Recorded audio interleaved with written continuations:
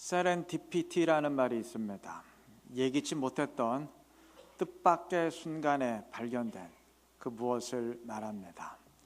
저는 요즘 아이돌 가수들은 하나도 모르는데 방탄소년단이라는 유명한 그룹이 빌보드 차트에 올랐다는 그런 기사는 읽어본 것 같아요. 이들이 부른 노래 가운데 하나가 세렌디피티인데, 세렌디피가 아니라 세렌디피티, 발음이 좀 어려워요. 세렌디피티인데 그 노래 가운데 이러한 말이 있어요. 넌 내 푸른 곰팡이. 푸른 곰팡이는 페니실린을 말합니다.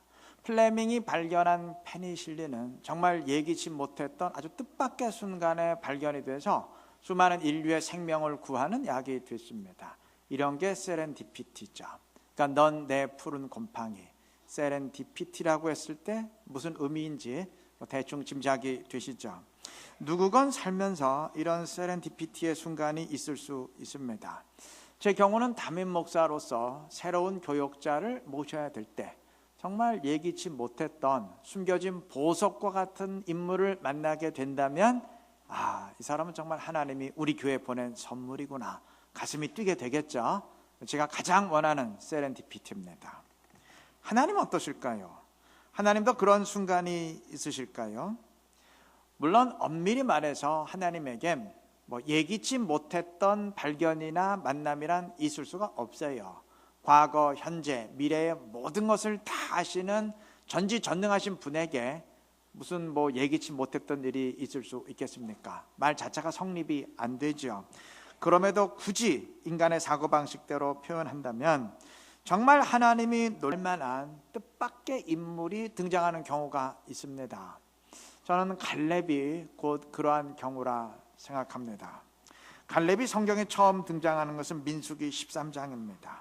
출애굽한 이스라엘이 가데스 바네아에서 가나안 땅을 바라보면서 12명의 정탐꾼, 12명의 스파이들을 파견했을 때 그 12명 가운데 한 사람이 갈렙이었습니다. 근데 이 갈렙은 원래는 이스라엘 사람이 아니었어요. 본문 6절의 증언처럼 그는 원래는 에돔의 대표적 족속인 그니스 사람으로 이방인이었습니다. 출애굽 당시 히브리 사람들뿐만 아니라 다른 민족 사람들도 많이 따라 나왔었는데 갈렙은 그 가운데 한 사람이었습니다. 여기까지는 놀랍지 않아요. 근데 놀라운 일은 이 사람이 12명의 스파이 가운데 한 사람이 되었다는 사실입니다. 여러분이 12명의 스파이들은 보통 사람들이 아니었어요. 일반 사람들이 아니었습니다. 이들은 각각 이스라엘의 12지파를 대표하는 수령들이었습니다.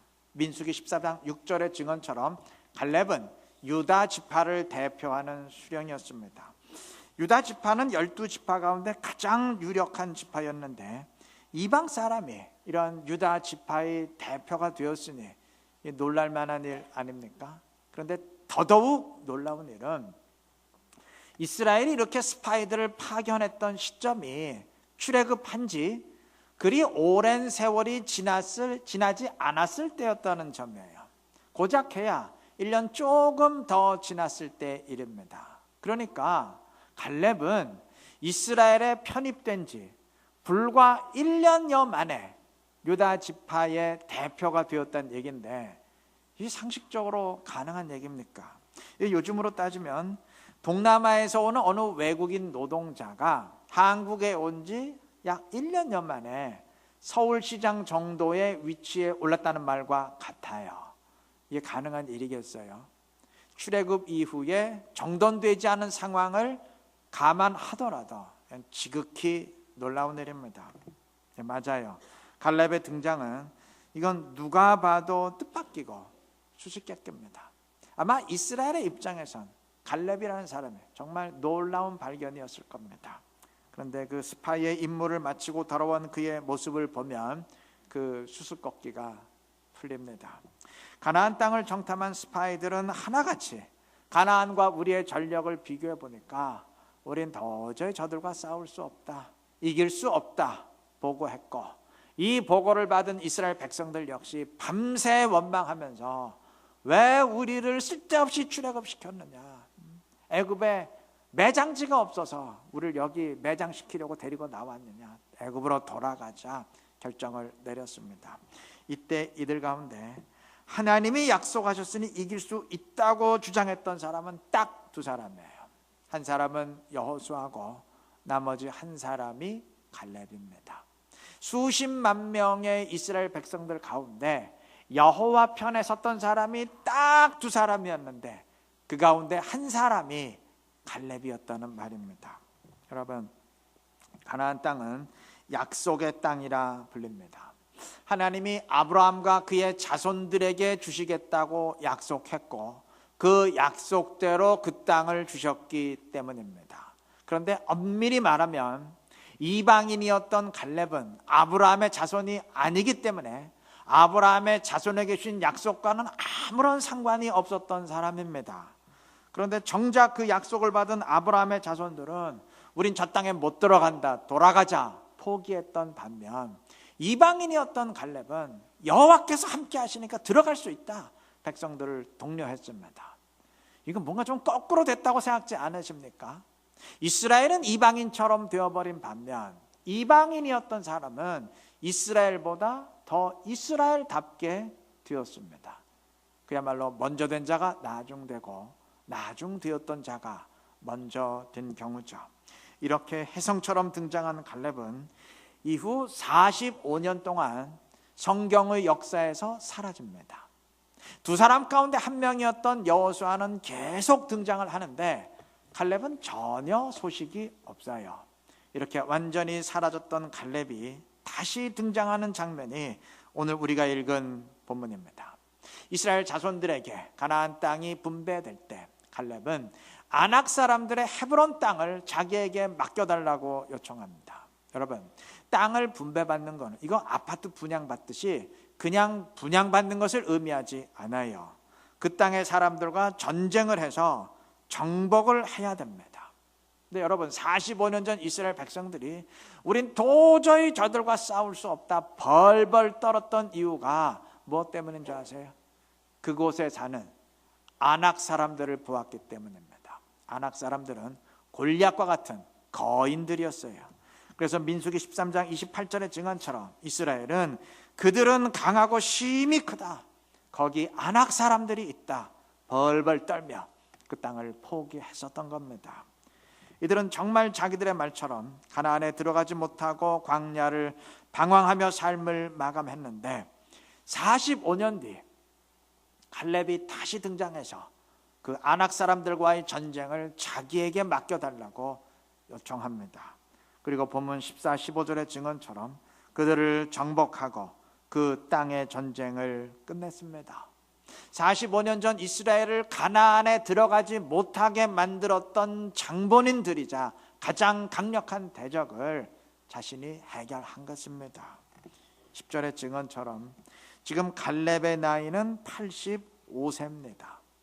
45년 전 이방인이었던 그가 유다 지파의 수령이 돼서 여호와 편에 섰던 것도 정말 뜻밖의 등장이었지만 오늘 본문에서 85세의 노인으로 다시 나타나서 아낙 사람을 물리친 것 역시 정말 상상하기 힘들었던 일이에요. 이스라엘의 입장에선 하나님이 내리신 뜻밖의 선물입니다. 인간의 관점으로 표현한다면 아마 하나님도 야, 너는 이미 85살의 노인인데 네가 어떻게 하면서 깜짝 놀라셨을 겁니다. 우리가 이러한 사람이 될 수 있다면 정말 하나님을 기쁘게 하는 사람이 되겠죠.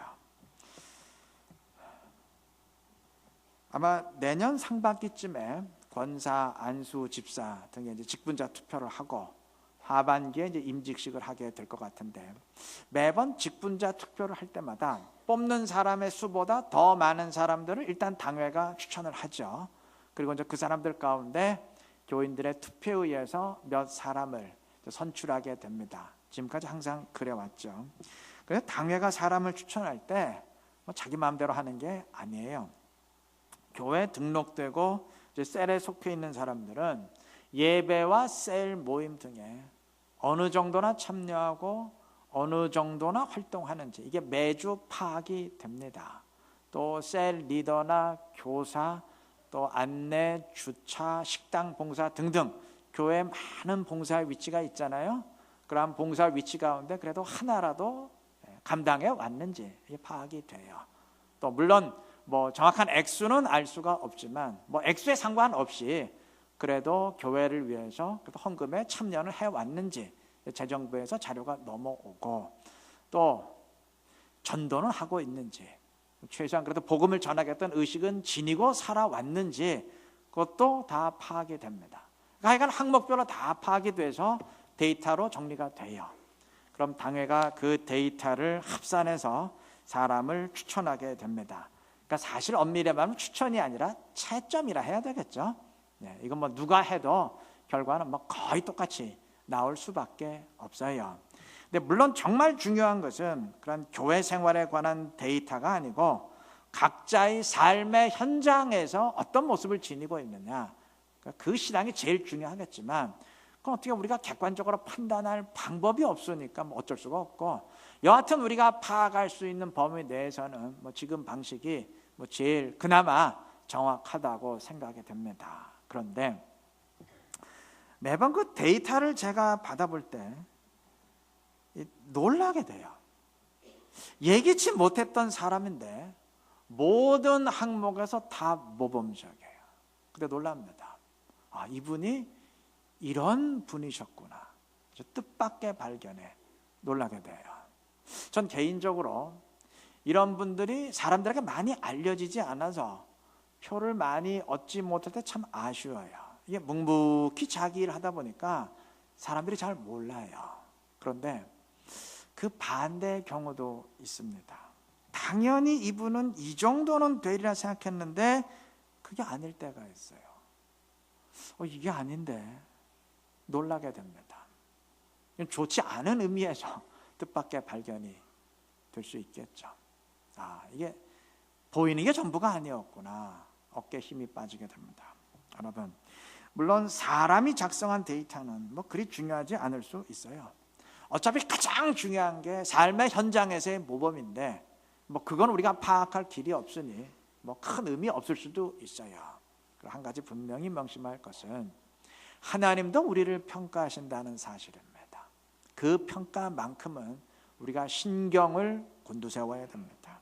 내가 어떻게 살아가고 있는지, 내가 어느 정도나 하나님을 향하고 있는지 다른 사람은 몰라도 나 자신만큼은 알아요. 그리고 한 분 더 아시는 분이 있습니다. 나보다 더 자세히 아시는 분이 있습니다. 누구죠? 네, 하나님이세요. 하나님이 나를 지켜보시는데 그 시선만큼은 우리가 의식해야 됩니다. 그리고 그러한 하나님 의식을 지니고 살아가야 될 것입니다. 갈렙처럼 모두를 좋은 의미에서 깜짝 놀라게 하는, 정말 좋은 의미에서 뜻밖의 발견이 되는 그러한 사람까지는 못 되어도 괜찮아요. 기대를 훌쩍 뛰어넘는 그런 수준에는 못 미쳐도 어쩔 수 없습니다. 괜찮습니다. 단 당연한 기대만큼은 부응하는 사람이 되어야 됩니다. 그리스도인이라면 누구건 주님이 당연하게 기대하시는 것들이 있어요. 그게 뭔지는 말씀 안 드려도 다 아시겠죠. 우리가 그것만큼은, 그 정도 수준만큼은 올라서야 되지 않겠습니까? 그 정도만 돼도 주님 기뻐하십니다. 명심하시고 다들 그렇게 하시기를 바랍니다. 그래서 그리스도인답게 살아가면서 주님을 기쁘게 하고 주님의 영광을 드러낼 수 있는 신실한 우리 모두가 되시기를 바랍니다.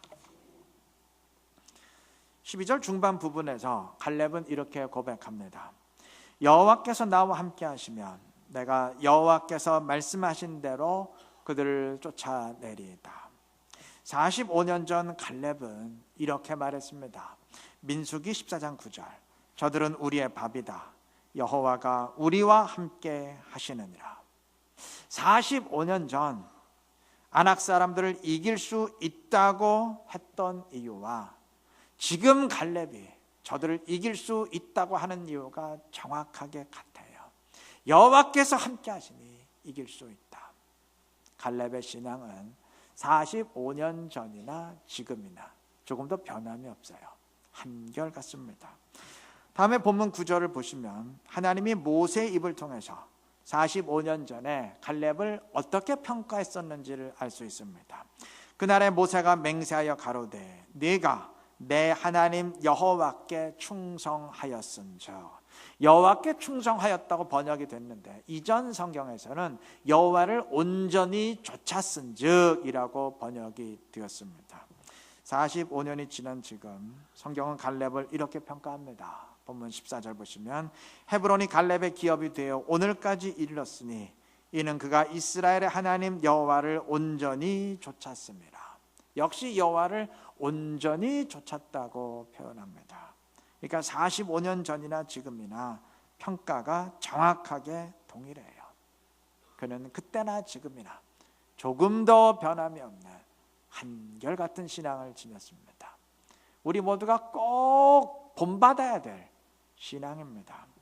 여러분, 성경에 한결같이 못해서 무너진 사람이 얼마나 많습니까? 이스라엘의 초대왕 사울도 처음에는 얼마나 신실하고 겸손한 사람이었는지 몰라요. 자기를 반대하고 조롱하는 사람들까지도 다 용서하고 포용하는 그런 넓은 마음의 사람이었고, 무엇보다도 하나님을 의지하는 신실한 사람이었습니다. 그런데 시간이 지나면서 점점 이상해졌어요.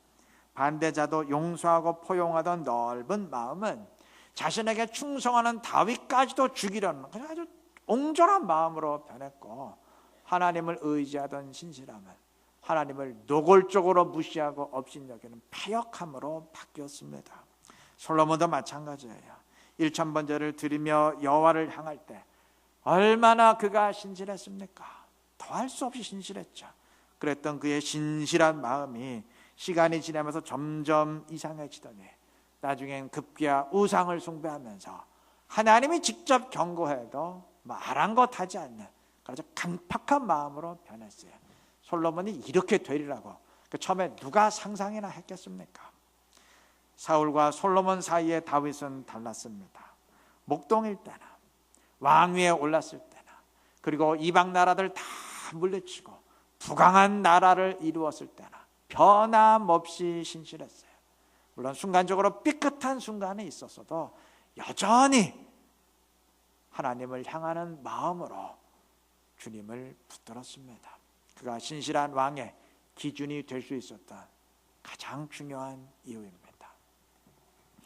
우리 역사에 한명회라는 사람이 있죠. 제가 생각할 땐 아마 TV 사극에 가장 많이 등장하는 두 사람 가운데 한 명이 아닌가 싶은데, 여자는 장희빈, 남자는 한명회가 아닌가 싶은데, 이 사람은 세조가 단종을 폐위시키고 왕위에 오를 때 모든 계획을 다 수립했던 사람입니다. 근데 이 사람은 단종부터 세조, 예종, 성종에 이르기까지 무려 4명의 임금을 번갈아 섬기면서 살아남았던 사람이에요. 나중엔 성종의 장인까지 됐어요. 그러니까 이 사람에 대한 평가가 어떠하든 하여간 대단한 사람임은 분명합니다.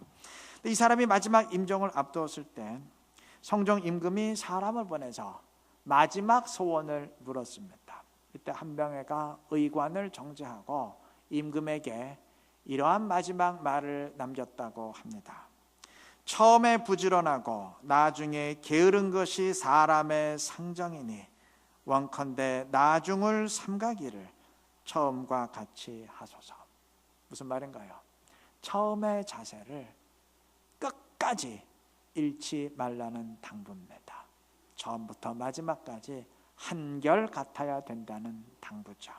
임금뿐만 아니라 모든 사람에게 필요한 자세인데, 우리 예수 믿는 사람들의 신앙생활에 특히 꼭 필요한 자세입니다. 바울은 사도행전 20장 18절에서 이렇게 말합니다. 아시아에 들어온 첫날부터 지금까지 내가 항상 여러분 가운데서 어떻게 행하였는지를 여러분도 아는 바니. 여기 첫날부터 지금까지 항상이라고 했습니다. 정말 바울은 처음부터 마지막까지 항상 한결같았어요. 주님을 따르는 길에 합류하는 시점은 상당히 늦었지만 일단 그 길에 들어선 뒤엔 조금도 한눈 팔지 아니하고 한결같았습니다. 그는 로마서 1장에서 어떻게 하든 로마에 가서 복음을 전하는 아주 불타는 열정을 드러냅니다. 1장 10절 어떻게 하든지 너희에게로 나아갈 좋은 길 얻기를 구하노라. 15절도 마찬가지예요. 나는 할 수 있는 대로 로마에 있는 너희에게도 복음 전하기를 원하노라. 이런 아주 불타는 복음 증거에 대한 열정을 드러내는데, 여러분 로마서는 바울이 사역 말기인 AD 56년 또는 57년경에 쓴 글입니다. 다시 말하면 그가 이방 선교사로서 사역을 시작한 지 이미 20년도 더 지난 시점에 기록한 편지라는 말이에요. 이미 20년이 지났어요. 그런데도 복음에 대한 그의 열정은 처음이나 지금이나 조금도 변함이 없습니다. 그는 그동안 교회도 세울 만큼 세웠고 열매도 맺을 만큼 맺었어요. 그런데 그때나 지금이나 한결같아요. 그동안 복음을 증거하면서 고난과 핍박을 참 지긋지긋하게 받았는데 그래도 조금도 변함이 없습니다. 갈렙도 마찬가지예요. 45년 전에야 뭐 한창 때니까 여호와께서 함께 하시니 이길 수 있다, 뭐 믿음의 용기를 냈다지만 지금은 몇 살입니까? 85세 아닙니까? 85세. 그런데도 변함이 없어요. 여전히 여호와께서 함께 하시니 이길 수 있다, 나에게 맡겨주시오, 내가 처리하겠소. 동일한 믿음의 태도를 보입니다. 여러분 45년 동안 한결같은 모습은 없어도 돼요. 그런데 우리 1년만큼은 좀 한결같으십시다. 벌써 2017년 12월이에요. 마지막 달이죠.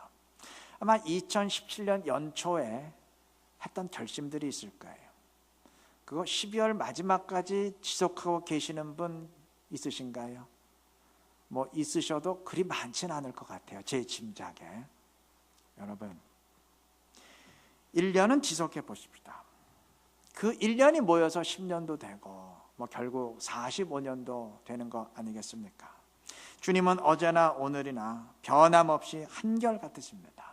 그러면 주님을 따른 우리도 주님처럼 좀 한결같은 믿음을 지녀야 되지 않겠어요?